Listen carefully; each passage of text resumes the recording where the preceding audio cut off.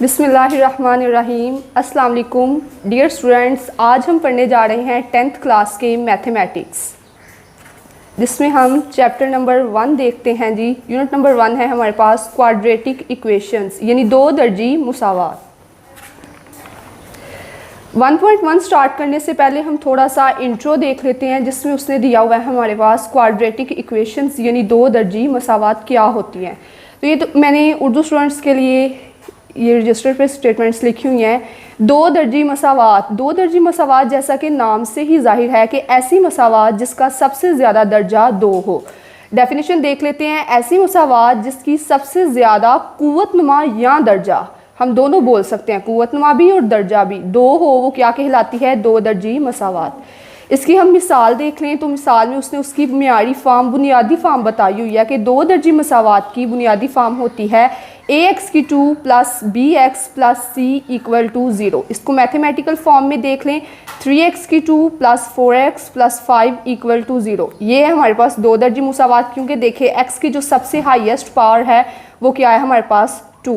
अब इसकी एक और फॉर्म है, एक तो हमने पढ़ ली बुनियादी फॉर्म, दूसरी इसकी फॉर्म है प्योर फॉर्म। अब वो कैसी होती है? कहता है अगर हमारे पास b इक्वल टू 0 हो तो मुसावात को प्योर फॉर्म कहते हैं। जैसे ये देखें ना, उसने इक्वेशन हमें दी हुई है, इसमें एक वैल्यू x2 वाली है, एक x वाली है और एक कांस्टेंट है।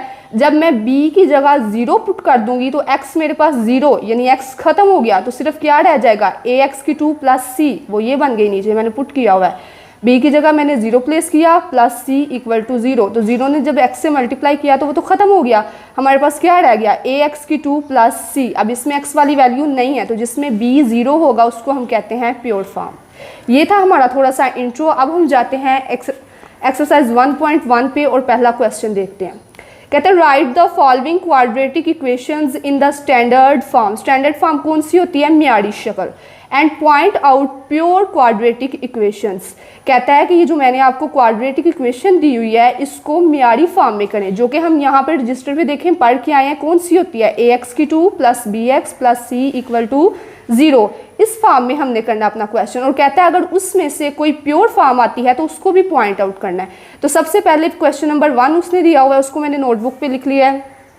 x plus 7 x minus 3 equal है -7। इसको हम करने जा रहे हैं मल्टीप्लाई। जैसा कि मल्टीप्लिकेशन का रूल है कि पहली ब्रैकेट्स में जितने भी नंबर हैं वो दूसरी ब्रैकेट्स में मौजूद हर नंबर से मल्टीप्लाई होता है। तो पहले तो आपने एज इट क्वेश्चन को नीचे उतार लिया, इसके बाद x को लिया, x को दूसरी पूरी ब्रैकेट से हमने मल्टीप्लाई किया, यानी x को मल्टीप्लाई किया x माइनस 3 से। फिर हमने ले लिया नेक्स्ट प्लस 7, प्लस भी साथ लेना। बहुत से बच्चे हैं जो सिर्फ 7 लेते हैं, हालांकि हमें साथ अलामत भी देखनी चाहिए। अलामत का ख्याल आपने ज़रूर रखना है, वरना क्वेश्चन गलत हो जाएगा। तो हमने ले लिया प्लस 7 और आगे x माइनस 3 से हमने मल्टीप्लाई करवाया इक्वल टू -7 एज इट नीचे आ गया। अब हमने x को अंदर मल्टीप्लाई करना है, तो x को x से मल्टीप्लाई किया तो x की स्क्वायर बन गया, माइनस एज इट x को 3 से किया तो 3x हो गया। अब प्लस 7 को अंदर पूरी ब्रैकेट से मल्टीप्लाई करना है, तो प्लस 7 को x से मल्टीप्लाई किया तो plus 7x plus minus minus अलामतें भी मल्टीप्लाई होंगी, प्लस माइनस माइनस 7 3 बार 21 इक्वल टू -7 एज इट आ गया। इसी तरह x2 नीचे उतार लिया, ये वैल्यू भी x वाली है, ये वैल्यू भी x वाली है। तो हमें पता है जब एक जैसी वैल्यूज हों तो वो प्लस माइनस हो जाती हैं। तो प्लस माइनस माइनस 7 में से 3 को माइनस किया तो क्या आ गया 4x। और हमने अलामतें देखनी होती हैं, जो बड़ी वैल्यू के साथ अलामत हो वही हम अपने आंसर में लगाते हैं। तो 7x चूँकि 3x से बड़ा है और उसके साथ प्लस है, तो हमारे आंसर में भी साथ क्या आएगा? प्लस आएगा। -21 एज इट आ गया। अब -7 को मैं इक्वल के इस साइड पे जब लेके आई तो वो बन गया +7। अब इक्वल के इस साइड पे -7 था, वो तो इस तरफ आ गया, तो इक्वल की दूसरी तरफ क्या रह गया? 0। तो इक्वल टू 0 मैंने लगा दिया। x2 plus 4x। अब 21 और 7 ये दोनों कांस्टेंट वैल्यूज़ हैं, तो इनको भी हम प्लस माइनस करेंगे। प्लस माइनस माइनस 21 में से 7 को हम अगर माइनस कर दें तो बच जाता है 14। अब चूंकि हमारे पास 21 बड़ी रकम है और इसके साथ माइनस है, तो आंसर में साथ क्या लगाएंगे? माइनस। अब ये बताएं कौन सी फॉर्म बन गई? क्या ये ax2 plus bx plus c वाली शक्ल नहीं बन गई? तो इसको हम क्या बोलेंगे? मियारी फॉर्म। नेक्स्ट आ जाए, बुक पे आए, क्वेश्चन नंबर 2 देखें जी। x2 plus 4/3 minus x/3 equal to 1। अभी आ जाए नोटबुक पे, इसको भी मैंने नोटबुक पे लिख लिया है।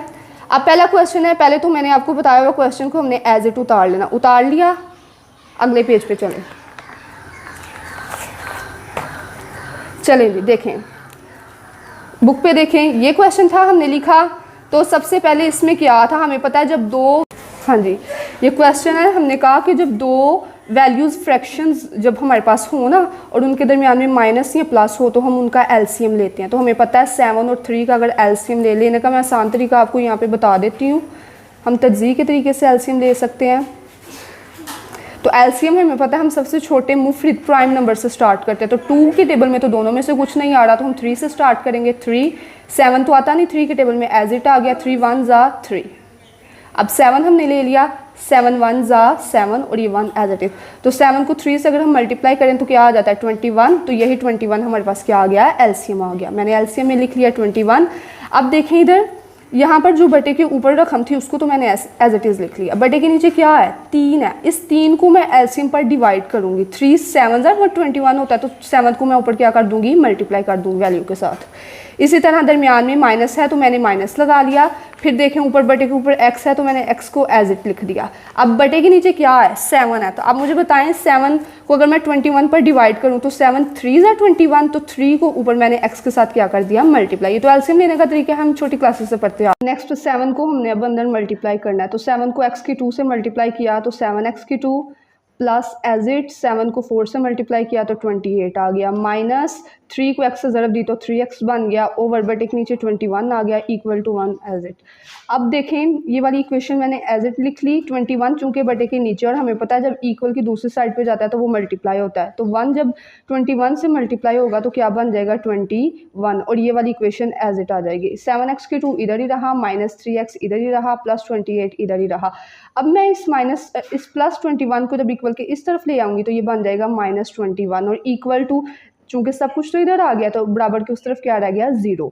7x की 2 एज इट आ गया, माइनस 3x प्लस माइनस, ये दोनों वैल्यू सेम है तो मैं इनको हल कर लूँगी। प्लस माइनस माइनस, 28 में से 21 को माइनस किया तो 7 आ गया। अब 28 के साथ प्लस है तो प्लस 7 आ गया, इक्वल टू 0। अब ये भी बताएं मुझे कौन सी फॉर्म बन रही है। हमने पीछे पढ़ा हुआ है ना म्यारी फॉर्म, कौन सी फॉर्म होती है म्यारी फॉर्म, ax की 2 plus bx plus c equal to 0। तो ये देखें ये वाली फॉर्म नहीं है, सेम फॉर्म है ना, तो ये कौन सी फॉर्म बन गई, म्यारी फॉर्म।